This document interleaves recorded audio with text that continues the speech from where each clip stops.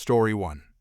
I, 23-year-old male, had a doctor's appointment earlier today, and I brought my handheld gaming console because I knew I would be waiting for a while. So, I was sitting in the waiting room, and after a few minutes, a father with a little girl probably around 5 or 6 years old walked in and sat down on a couch across the room. After a little while, the young girl got up and sat on the armchair next to the one I was sitting in. She started leaning over to watch my game. I was fine with that at first, since she wasn't doing anything. She was just watching.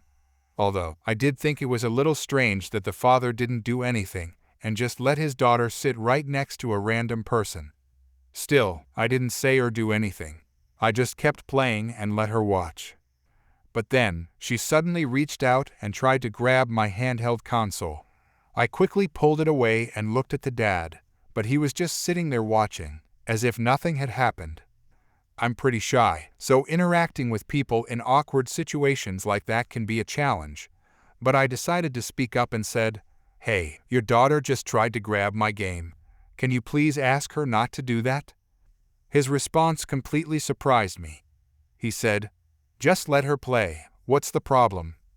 Now, I let my girlfriend's brother play with my things all the time, but that's completely different. I know him, I trust him, and if something ever happened, I know it wouldn't be intentional. But in this case, I didn't know this child at all, and given the way she had already tried to grab it without asking, I couldn't trust that she wouldn't accidentally break it or cause damage. So, I replied politely and said, "No, she can watch, but she can't play." That's when the dad suddenly got upset.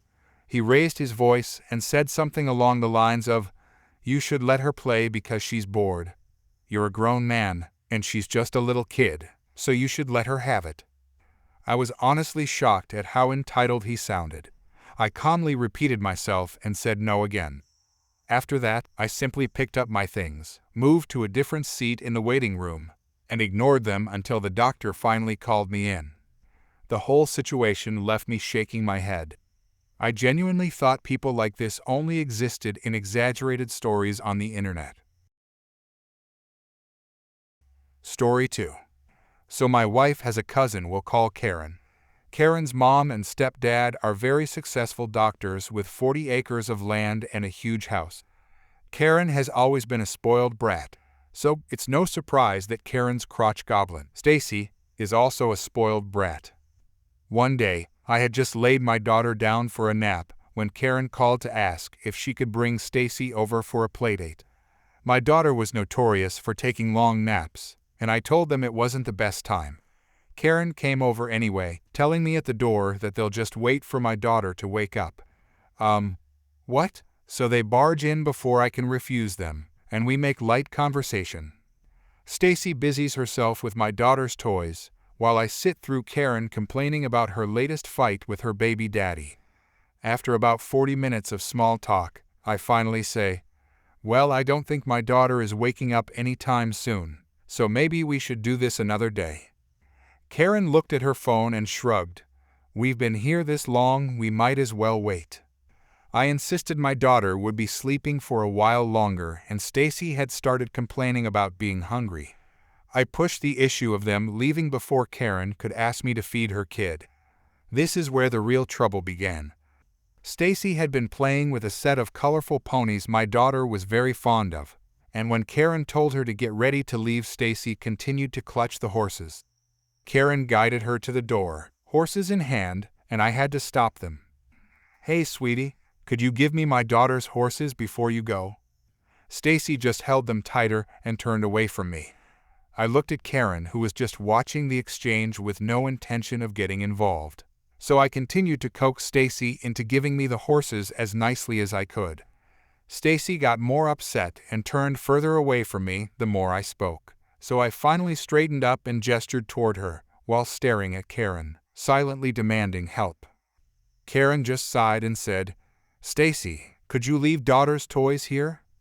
"But mommy, I like them." Karen looked at me and shrugged.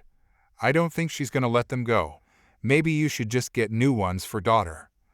I had to literally bite my tongue to keep from lashing out at Karen at that moment. Taking hold of the horses with one hand, I gently informed Stacy that I would be taking them. She yelled, "No," and tried to tear them away from my grasp, but I firmly and smoothly took them from her arms. It wasn't a yank. I was trying to be nice this whole time, even though I wanted to swat that entitled Tushy and stick her nose in the corner. Stacy started wailing like I smacked her in the face, and Karen glared at me, swooping her child into her arms. "She's going to be like this all the way home now." I just shrugged as Karen cooed at Stacy to get her to stop screaming. "You should probably take her home before she wakes up my daughter." I was no longer being nice to Karen. "You should let her keep the damn horses." Karen glared at me again, doing the dance of the desperate parent. I opened the door for her and gestured toward it.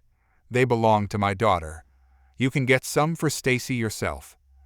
Karen left grumbling about me being a selfish witch with Stacy still screaming in her arms. Daughter slept for another hour, and at that time I got a phone call from my wife asking what had happened. Apparently, Karen texted the whole family that I tortured Stacy and I'm just a fat bully. My wife knew none of that was true and wanted the real story. Things have kind of smoothed over with her family now, but every time Karen tries, her little fights break out all over again because I'm the only one who will call her out. I have other stories if anyone is interested. Story 3. This happened yesterday. I was in my local Walmart. You know, one of the natural habits for wild Karens. Because it was in the low 40s outside and rainy, so I have on a goodie with a hooded raincoat on over it. A dark gray t-shirt, blue jeans, and Doc Marten boots. In other words, I look nothing like a Walmart employee. Anyways, I'm in the soda aisle trying to reach the back of the bottom shelf to get a 24-pack of caffeine goodness, when I feel something hit my foot. I look up to see a tall, slender woman about my age, early 40s, looking daggers at me. She's not wearing a mask, her choice. But my first thought seeing this was, oh please tell me she isn't here to try and convince me to take off mine. Side note, my Walmart has basically given up on the fight to male people wear masks, so it isn't uncommon to see customers without them. I myself am asthmatic and don't wish to risk it, but also believe in personal choice, so have never said anything about it. Sadly, this has not stopped anti-maskers from trying to convert me. Now back to my story. Thankfully she wasn't there about getting to take off my mask. They normally just start ranting without even a hello, and she hadn't said anything, so guessing she wanted to get to where I was, I said, "One moment please," grabbed my case of Mountain Dew and stood up with it in hand to put in my cart, which was next to me. As I'm sitting the soda down, I hear the call of the wild Karen, a throat clear. I sigh because the lady was honestly very attractive, at least on the outside aside from the resting bored face. Well, guessing what was coming and an idea popping into my mind, I turn to her and say, "Yes?" The wild Karen sighs and looks to a teenage boy standing by their cart, his head focused on his phone. To the teenage boy she says, "Well, at least this one is quick to respond." So apparently I wasn't the only person to get the joy of her company today. As the kid took a glance at me in what I'm guessing was a token response to the woman, whom I was assuming was his mother, I caught his eye and say, "Hey kid, do you like Reddit?" He pauses, probably actually focusing on what is happening for the first time, and this look of "oh my god" crosses his face. He takes a hard look at me, clearly realizing I don't work there, and turns to the woman. "Mom, he doesn't work here, and you don't want to push this." She looks at him confused, and then turns back to me, apparently really looking at what I'm wearing for the first time, and then looks at my cart. "Well, why are you wearing a mask if you don't work here?" Thankfully, the kid saved me from answering by saying, "Mom, remember technically we should be wearing them too. Walmart just isn't enforcing it anymore." Well, yes, I know that. Now she seemed mad at her son, probably thinking he was making fun of her. To be fair, he had said it in what might have been taken as a condescending tone, but in reality is just the natural teenager default. Deciding to step in and end the show quickly, I said, "I believe your son is implying, rightfully so, that just as you chose to not wear masks, there will also be people who chose to wear them, such as myself." At this, it seems the last piece has fallen into place for our wild Karen. This, however, did not stop her from asking me, "Well, do you know why the XYZ item is out on the shelf?" I almost laughed at this, because her son actually face-palmed himself when she said it. Still, he didn't seem surprised. To this, I finally said those magic words the wild Karens inspires in so many. "I don't know, ma'am. After all, I don't work here." Apparently, this was more than her son could handle, as he just bent over their cart howling with laughter. As she turned to him, I decided now was the time to leave the aisle, grabbed my cart, and left before anything else could happen. I didn't see either of them again while in the store, but I was only there for a few things, so I wasn't in the store much longer. I have spent the time since hoping the kid didn't get into much trouble, and wondering if he explained about Reddit and this subreddit to his mother later. The idea that this wild Karen might be reading stories of her own kind is both funny and heartwarming to me. P.S. If the teenage son is reading this, you seem like a decent guy, and I hope life goes well for you. Story 4. I am an 18-year-old male, born completely deaf and mute. I am also partially blind in my left eye. I live with my sister, who is 28 years old, and she has been taking care of me ever since our parents passed away. Recently, she got married and went on her honeymoon, so I am currently on my own for a few weeks. This incident happened yesterday. Normally, whenever I go out, I am accompanied by my sister because of my disability. But since she is away on her honeymoon, I had to manage on my own. A new supermarket recently opened in our area, and I needed to pick up a few items, so I decided to go there and get what I needed. Unfortunately, I made the mistake of wearing a red shirt that looked quite similar to the ones worn by the employees working there. However, if someone looked closely, it was clear that it was not part of the uniform. While I was in the electronics section searching for some batteries, I noticed an older man struggling to reach some DVDs on the top shelf. Since I am tall, I helped him. He thanked me I can read lips and then went on his way. After that, I went back to searching for the batteries. That was when I suddenly felt someone grab my left wrist. I turned around, and a woman, who appeared to be in her late 40s, slapped me. She was saying something, but I couldn't follow her lips because she was speaking too fast. However, I was able to catch a few words like you, ignore, and job. So, I used sign language to tell her that I am deaf. Apparently, that was the wrong move because she became even more upset when she saw me signing. She started yelling again, but I couldn't catch any of it. So, I took out my notebook and began writing that I am deaf and mute. Before I could finish, she grabbed my notebook and pen and threw them aside. Then, she slapped me again and pushed me to the ground. Luckily, at this point, a store employee came over to see what the commotion was about. He saw me on the ground and helped me stand up. Then he asked me what had happened. Before I could sign to him, the woman, let's call her Karen, began yelling at the employee. I couldn't understand what she was saying since she was not facing me. But once she finished, I signed to the employee that I cannot hear or speak. Fortunately, he understood and explained this to her. But Karen was still not convinced. She even tried to attack me again, but I quickly moved away. I then wrote on a piece of paper and showed the employee, asking him to call the police on her. He nodded and made the call. Karen attempted to run away, but the store security caught her before she could leave. The police arrived in about 10 minutes. They first spoke with the employee, who explained the situation and how Karen had assaulted me because she mistakenly thought I worked at the store. One police officer then came and spoke directly to me. I could tell from his gestures that he wanted my version of events, so I wrote everything down in detail and handed it to him. After that, the officers went to review the closed-circuit television footage from the store's cameras. When they came back, they asked me if I wanted to press charges. I gladly agreed. Karen was then placed in handcuffs and escorted to the back of a police cruiser. The store manager later explained that Karen had assumed I was ignoring her because she thought I was a store employee. Since she had been standing on my left side, I hadn't seen her at all due to the partial blindness in that eye. The misunderstanding clearly upset her, but instead of asking calmly, she chose to lash out physically. The manager then apologized to me for what had happened and offered me a 50% discount on the items I was buying.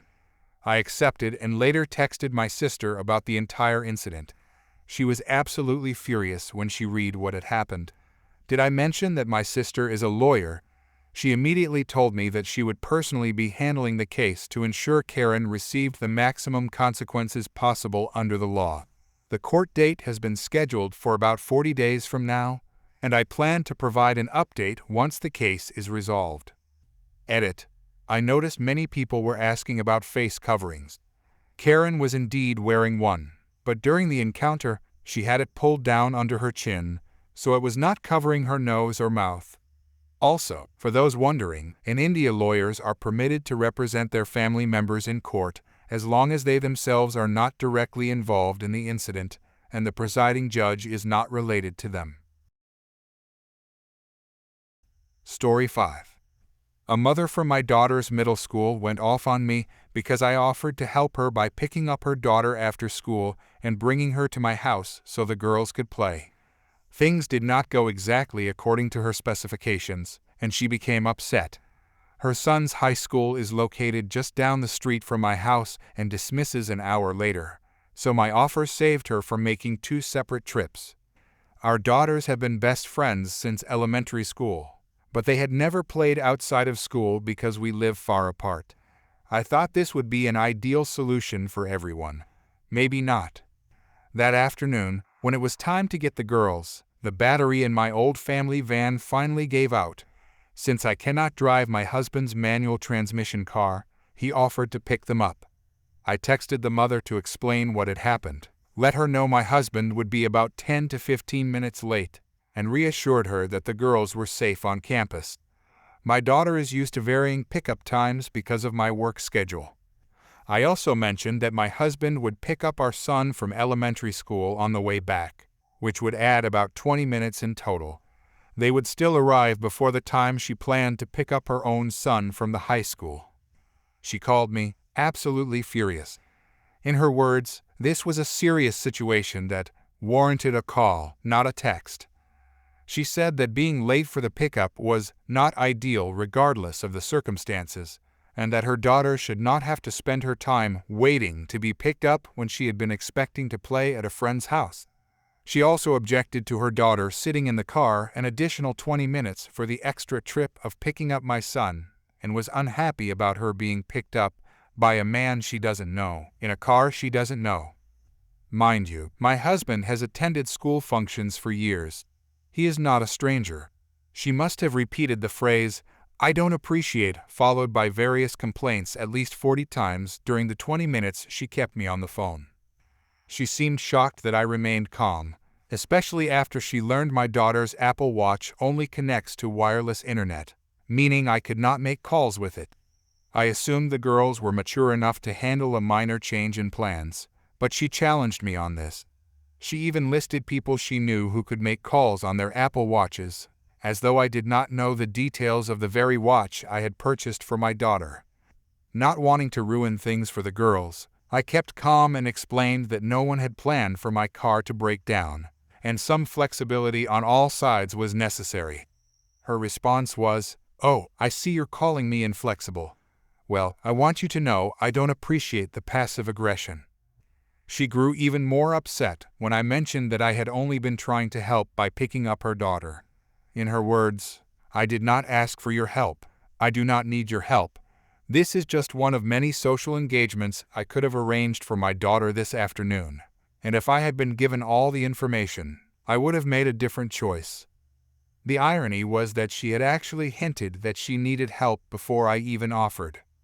From what my daughter has told me, this other girl does not have many close friends, and her mother has been very insistent about her spending time with my daughter. She even told my daughter directly that she had to sit with her daughter at lunch. My daughter doesn't mind, but I still find it a bit concerning. I also thought it was odd that this woman has called me on my workdays to make playdate plans for our girls, but she always demanded an immediate answer because, as she put it, "Frankly, you're not the only call on our list." I figured she doesn't work and may have little else to do during the day besides arranging her daughter's social schedule. When my husband finally brought the girls home, they were perfectly fine, laughing, relaxed, and completely unbothered by the extra time or the drive. But almost immediately after they walked through the door, the friend received a call from her mother. Her smile vanished, and for the next several minutes, all I heard her say was, "I'm sorry, Mom. I'm sorry, Mom. I'm sorry, Mom," over and over again. The issue. A full minute had passed after I texted her mother to let her know the girls had arrived safely. They were just pulling into the driveway at the time, but the girl had been expected to send her own text immediately upon arrival. Missing that expectation became a major point of conflict for her mother. This experience really shows that an overbearing and entitled parent is never the child's fault. Even if a mother insists that she is doing it all for her, the reality is that such behavior is likely making the child's life incredibly difficult. Sadly, because of the mother's actions, I am not comfortable hosting her daughter at my house again. Still, I sincerely hope that the friendship between our girls continues and that this young girl eventually finds some freedom and peace from her mother's overbearing control. Story 6. Many years ago, I worked at a laser tag arena. It hosted public walk-in games, youth groups, birthday parties, and similar events. I started as regular staff and eventually became the assistant manager. I had been there for 3 years when I was abruptly fired, which is a whole other story for another post at another time. Anyway, fired. A couple of days after getting let go, I started working at a computer store as a technician and builder, just across the parking lot from the laser tag center. In hindsight, it was actually a good thing, as it ended up being the launch point for my actual career in information technology. The laser tag place had been a focal point for my social life. I was close with the employees and some regular customers, so even though I no longer worked there, I still stopped by regularly. Months after being fired, I was finishing up my day in the shop at the computer store when I got a call from Doug, my best friend and frequent partner in fun. He wanted to hit the bar for some drinks. I told him I had about 20 minutes left before I could clock out, but I'd meet him there. He said he was about to play a game of laser tag and asked if I'd just meet him there instead. I agreed and went back to installing Windows 95 on a customer's gateway desktop computer. Yes, I'm old. As I said, the laser tag place was right across the parking lot. 34 steps from door to door. I made the short journey and walked into the lobby. It was a ghost town, with just one employee at the front counter. It was a Friday night, and it was usually packed, so I figured everyone must be in a game. I walked over to the front desk and spoke to the young lady behind the counter. We were friends, as I was the one who had hired her a year earlier. "Is Doug in the game?" I asked. She said, "Yeah, he's in here, but it hasn't started yet. You want to play? Big group, 28 people." Normally, I would have jumped at the chance to strap on a vest and zap everyone into playful defeat, but I noticed something that changed my plan. Someone had edged out my top score on the Star Trek, the Next Generation pinball machine. I was now in second place. That determination would not stand. I pulled a fistful of quarters from the change machine and approached my mission. The US Enterprise awaited. I fed 75 cents into the machine and pushed start. With each bumper hit and warp sound effect, my focus sharpened. I barely noticed when a woman entered the lobby. I was still locked into my game when she sidled up to my right, and I glanced over. Oh boy, there she was. She and I had a complicated history. I knew her from high school. She was a couple of years ahead of me, but our friend groups sometimes overlapped. In fact, we got very friendly at a party when I was in 11th grade. I remembered it clearly. She looked just like the girl from Warrant's Cherry Pie music video. She was stunning. She, of course, did not remember me, which might have been a commentary on my memorability as a partner or a sign that experiences like that were fairly common for her. The truth was probably somewhere in the middle. Anyway, that had been 6 or 7 years before this moment. And now, she was infamous at the laser tag arena. She was a card-carrying member of the birthday party mafia. Let me explain. The birthday party mafia was our nickname for a certain group of women. They were moms, usually in their mid to late 20s, with kids between 5 and 10. They would throw parties and do everything in their power to be difficult.